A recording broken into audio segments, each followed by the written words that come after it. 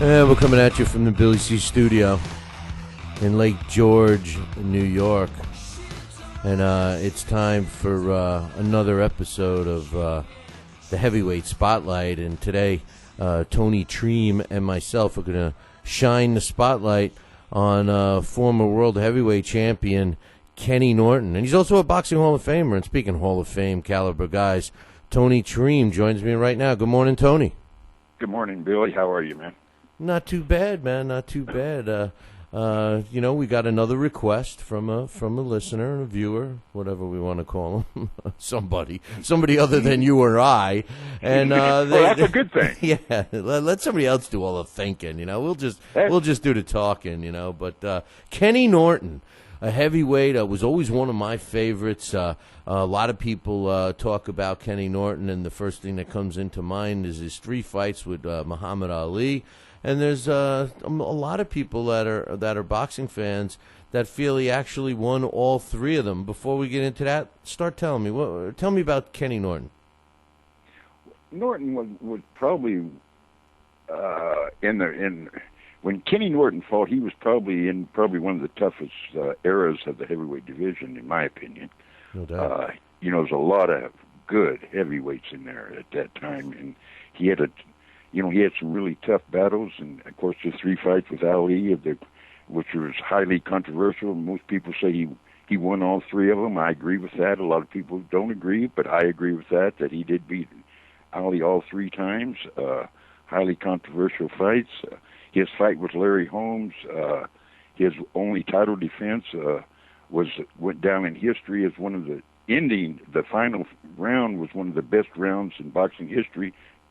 Some say probably the 5th best round. They both, neither one would quit, and neither one was about to give in, and they both left their hearts in the ring that night. And it could have went either way. And of course, Larry Holmes got the nod, and Kenny Norton lost his heavyweight WBC heavyweight championship.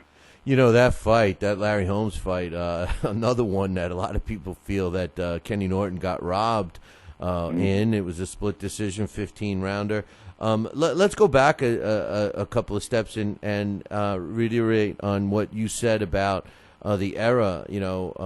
Kenny Norton did fight in one of those, in arguably one of the toughest eras in heavyweight boxing history. And the one thing I always remember about Kenny Norton, Tony, is that this guy, and this is a weird statement because the old-time boxers, and going obviously way before, the 60s and 70s when Kenny Norton fought, but, they were always in good shape and stuff. But Kenny Norton, him and a guy named Ron Lyle, to me, when I remember watching those guys for the first time step foot in the ring, I was like, oh, my God, these guys have muscles on top of muscles. I mean, they were just so toned, and there were no machines back then that helped them, look like a Vander Holyfield or nutrients or other things that they put in their body. I mean, this was old-fashioned push-ups, sit-ups, running up and down mountains. Tell me about the kind of shape that Kenny Norton was in. Well, Kenny was always in great shape. He was a Marine, and he was proud of that, signify. And he was a 3-time world champion of the Marine Corps. But he all through his life, he was very athletic. He was a great football player. He was a great track star.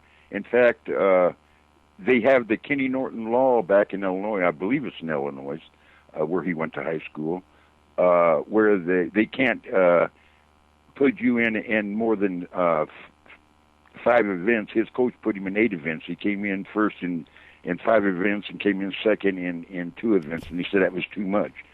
Kenny went to school in Missouri to be on a football scholarship, and he injured a shoulder, so therefore it ended his football career as a college player. But Kenny was always in shape, even as a kid. He was very athletic, and he was just a phenomenal guy that way. Yeah, I don't know if that answers your question or not, but that's one way I can explain it. Yeah, I think you hit it on the head. As a kid, he was very athletic in all the sports, like you mentioned, and yeah, they do call that the Kenny Norton law. He did get a scholarship to college, and he went off into the service and stayed in good shape. Boxed in the service as an amateur.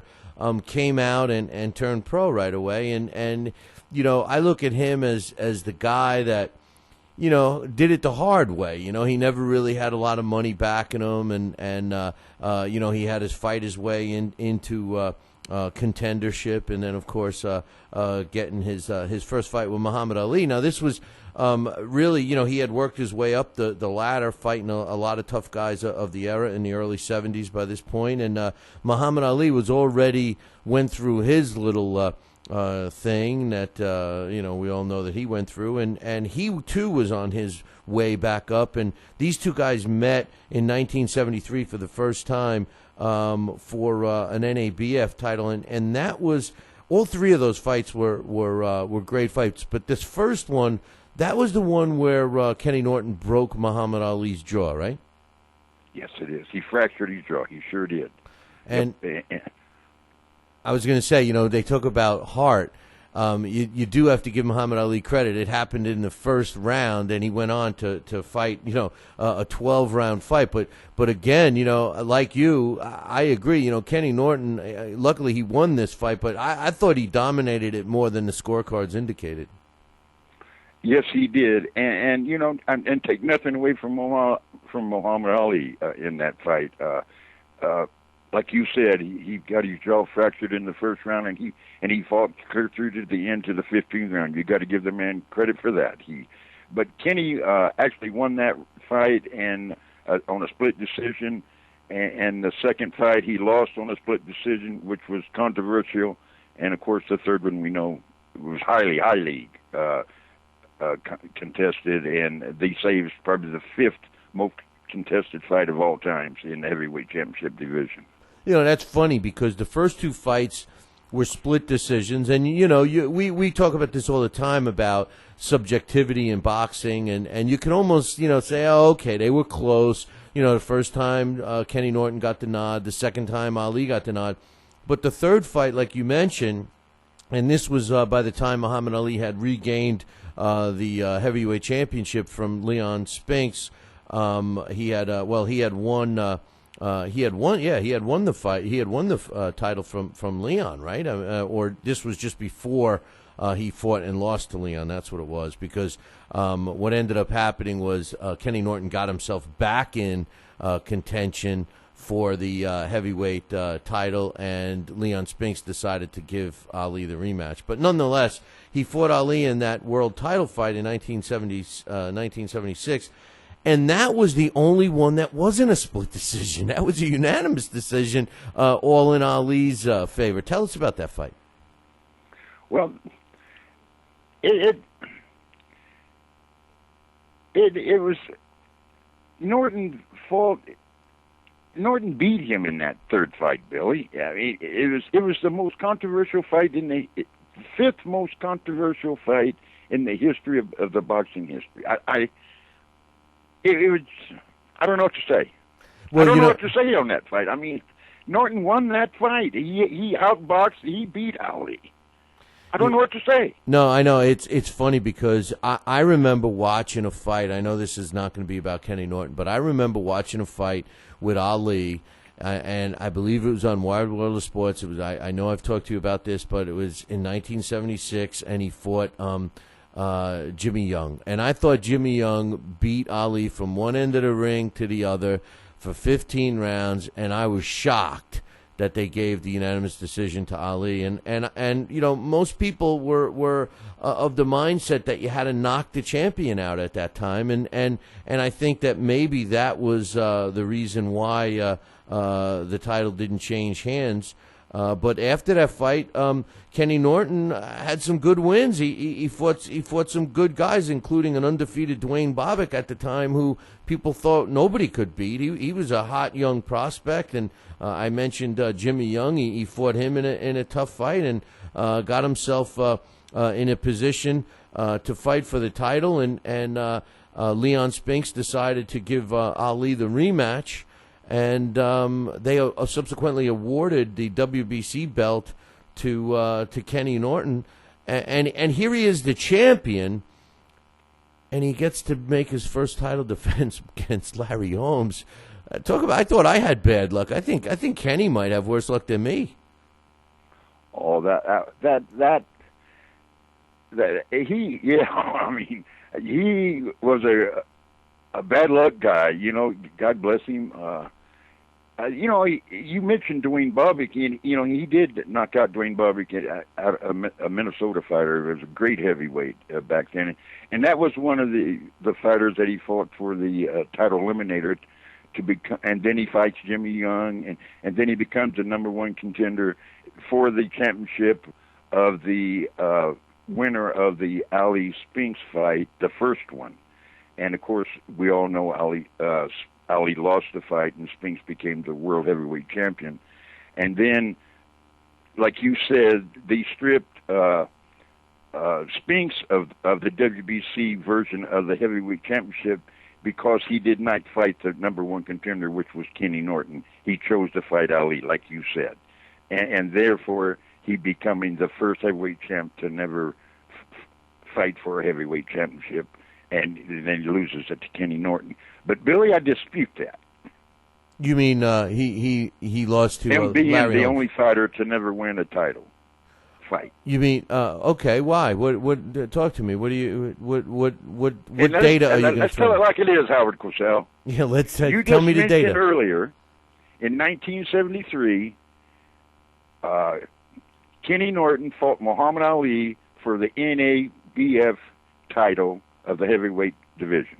Correct. And he won in a 15-round split decision, and that's the fight where he fractured Muhammad Ali's jaw. That was a 12-round fight. Okay, a 12-round fight. Okay. Okay. He also fought. Correct me if I'm wrong. He also fought Jerry Quarry and knocked him out in the 5th round for the NABA version of the heavyweight title.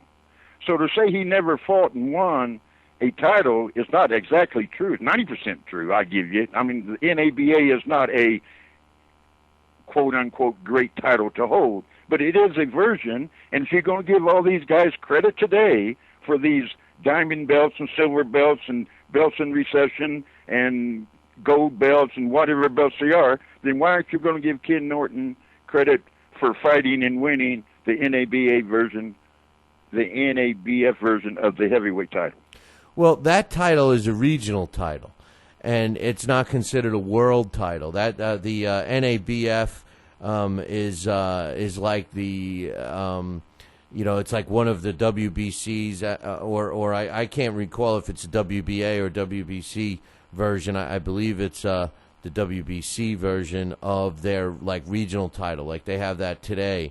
So that's why they say that he never fought, never defended his world title, because remember he also fought George Foreman and got knocked out, and that was a world. That was both. That was actually the undisputed heavyweight title.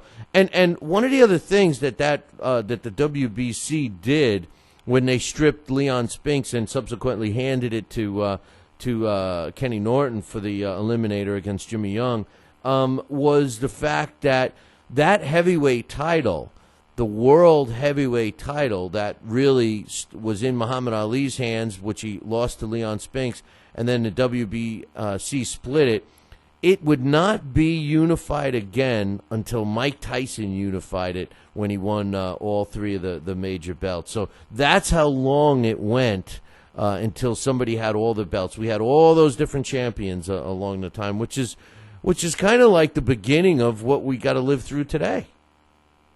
Oh, it's ridiculous, and that was kind of the start of that era of the heavyweight champions being confusing, very, very confusing, and who is and who isn't a champion, who holds what belt, who holds what title, and everything. Up until then, we all knew who the heavyweight champion was, undisputed, and there was no question of who the heavyweight champion was. But back then, that's when it started. After Muhammad Ali's winning the title from Sonny Liston, and and then his problem with the military and stuff, which we're not going to go into, and it has nothing to do with this show at all. But and then him coming back, and a lot of people say that was Ali's best part of his career on his comeback, and that's when, of course, he fought Ken Norton, and he regained the title twice, and became the first man to win the title 3 times. And you got to give him credit for that. But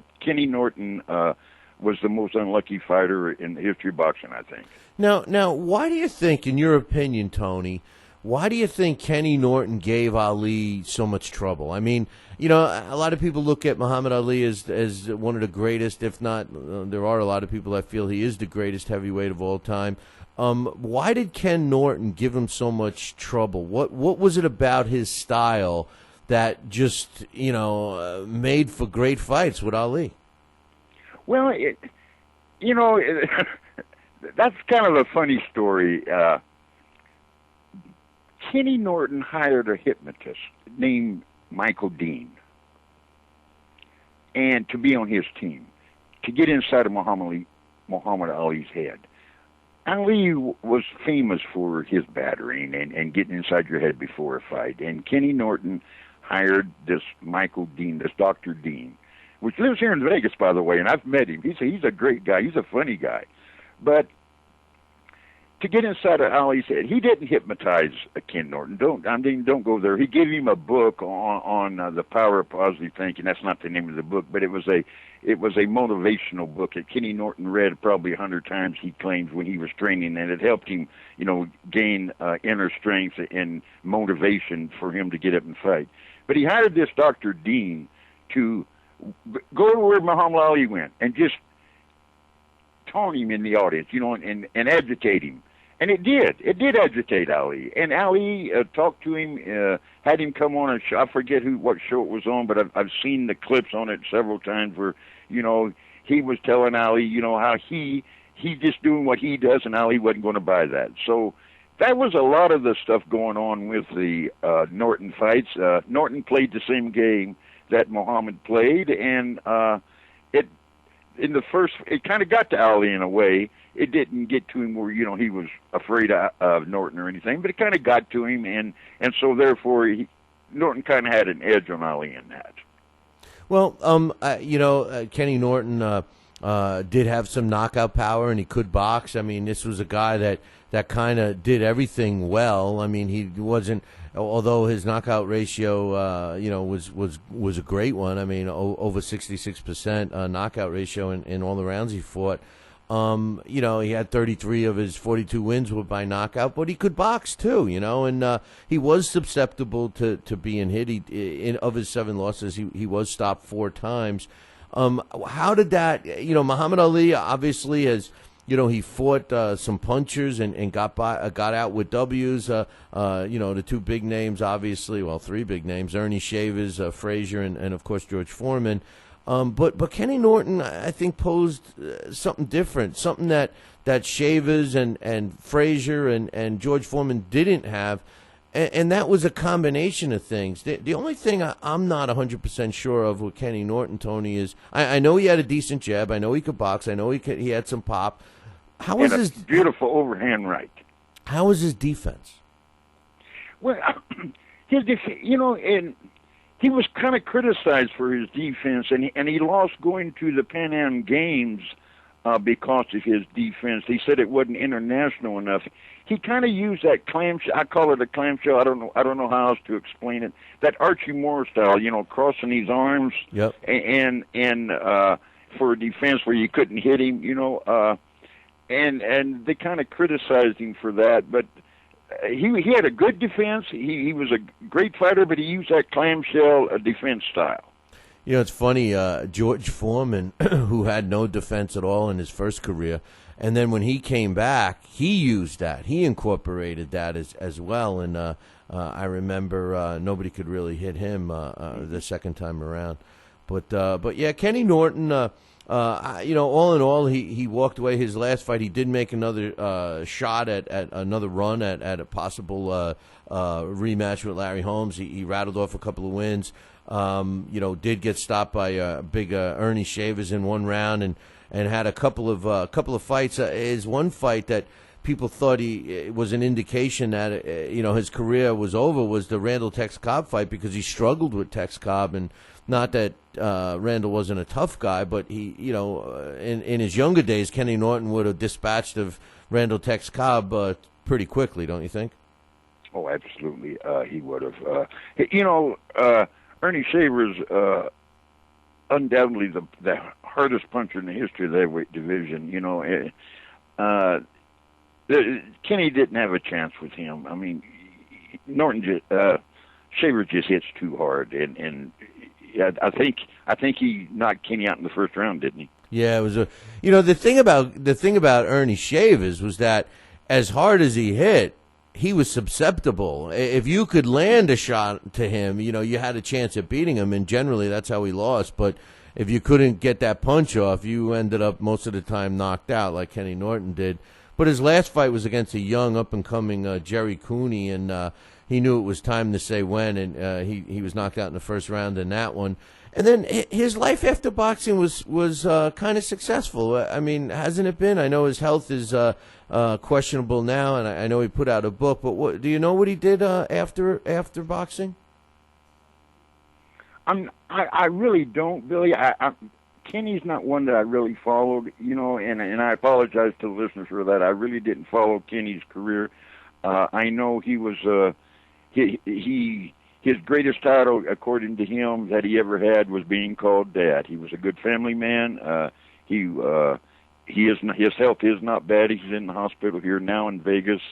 He had another stroke. He can't speak. We're not going to have him much longer. He's going to be going pretty quick. Yeah, it's a shame because he did do some announcing. I know. I remember him doing some announcing with some fights, and I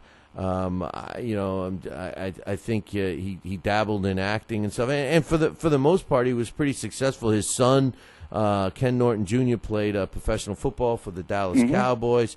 The one thing I like is he came up with some pretty decent quotes in the sport of boxing. And I never realized this until when I was preparing for this segment. I didn't realize that his quote was that statement that age is a state of mind was actually coined by Kenny Norton. I didn't know that. Did you? I read that a long time ago. I'd heard that, but I forgot about it. That's a good point. Yes, it was. Yeah, that's pretty wild. Yeah. I got to meet Kenny Norton one time. It was long after his career was over, and it was up at the Hall of Fame when he was hawking his book. And it was before he had all the health problems. And then I did get to see him last year, or maybe it was the year before, when he was in some rough shape. But, I hope we can hold on to him as long as possible, but it's not looking too good, is it? No, it's really not. He can't speak at all now, and his wife Rose is up there every day with him, almost around the clock. It's pretty sad. Yeah, that's a shame. Well, Kenny Norton, a heavyweight spotlight on him today, former world champion. He challenged for the world heavyweight title a couple of times. He had a career record of 42 wins, 33 coming by knockout. Four of his losses. I'm sorry, he had 7 losses, 4 of which he was stopped. The only guys that ever knocked him out were some pretty hard punchers. Jose Luis Garcia knocked him out early in his career, so that one you kind of give him a pass on. But then the only other 3 was a young power punching Jerry Cooney, Ernie Shavers, and Big George Foreman. So, you can't really knock the guy for being stopped. He was a big heavyweight of his time, 6'3", which is kind of short today. But back then, he was a pretty big dude. 314 rounds as a pro with a 66% knockout ratio. And another thing, Tony, about Kenny Norton, not only was he big, but he did have a pretty wide wingspan. His arm length was 80 inches, which was also pretty big. So, this guy was the complete package when you really look at, the nuts and bolts of Kenny Norton. He was absolutely, Billy. He was, and he's not one that's always brought up. He's kind of like and I hate to compare him to this because it's terrible, but he's kind of like a Riddick Bowe. He's not one that that's talked about. And Riddick Bowe had a good record, but those are two in conversation. Those are two heavyweights that don't come up, and both were champions. They just don't come up in conversation much, and it's a shame. But Kenny Norton was a great fighter. He had he fought the best of the best out there when he was boxing, and you can't take anything away from him. And his last title fight was with Larry Holmes, and goes down in history as one of the best fights of all time. Yeah, no doubt about that, and many people think he got robbed in that fight. And I think Riddick Bowe is a good comparison to Kenny Norton. I think Riddick Bowe had a little more hand speed, but I think Kenny Norton had a little more power. So I think they even up. And I would ask you one question: if Kenny Norton was active today in the same frame that he was, the same guy, 6'3", 80-inch reach, and was the same Kenny Norton. You pluck him, you go back in time and grab him out of 1975 and throw him in the heavyweight division today. How does he fare against the Klitschko's and guys like that? You're trying to get me in trouble with the listeners. No, because I think but this is you're a bum. Bill. No, it's I'm a bum. You're just trying to, because I'm partial to the older fighters and the fighters in the past, and I always go with the older fighter, because I thought the training was better, the fights were better, they were better conditioned, they were better fighters. I'm a product of the old timers. I'm not a product of the modern day fighters, and so I'm not probably being fair when I talk about the Klitschko's and the heavyweights of the day, because they're the best of the era of this time. So you got to give them credit for that. But Kenny Norton, I think, with his boxing style and his power, I think would be although he's a little smaller and he was a little heavyweight, I think he'd give either one of the Klitschko's a great fight. I don't think that he could knock him out, but I don't think they'd knock him out either, and I think it'd be good fights. Yeah, the reason why I ask is I wasn't trying to put you on the spot. I'm saying he was big enough to hold his own. I mean, you look at like Chris Arreola's 6'4", and he's a bigger guy, but Kenny Norton, was Areola. Right. That's what I'm saying. Kenny Norton had so much more to his game. I mean, he was so much more versatile, and a guy that's almost the same size that could move around and punch with some pop and was elusive to a degree. I don't know. I think it would be interesting. I think what I was getting at is I think that Kenny Norton, if he was in his prime today, I think he holds a belt. Whether he beats a Klitschko or not, I think he's got a belt. I think he's wearing. He could definitely beat Povetkin. So I think he would have gotten a championship now and had many successful defenses should he have been fighting in today's era. Oh, he'd beat Areola, he'd beat any of the top contenders of today. There's no question about that. And yeah, you're right. He would be a belt holder. I agree with that. Now, whether he'd knock out a Klitschko or not, I don't know that he has the power to do that. I'm not going to say that. They're just but so I think big. he'd beat a Klitschko by decision. Yeah, they're just so big, man. I mean, 6'6", 6'7", 250 pounds. They're just so big. But Kenny Norton, we had the spotlight shined on him today.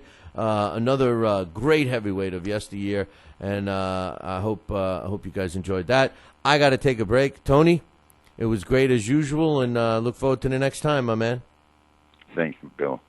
All right, Tony. We'll talk later.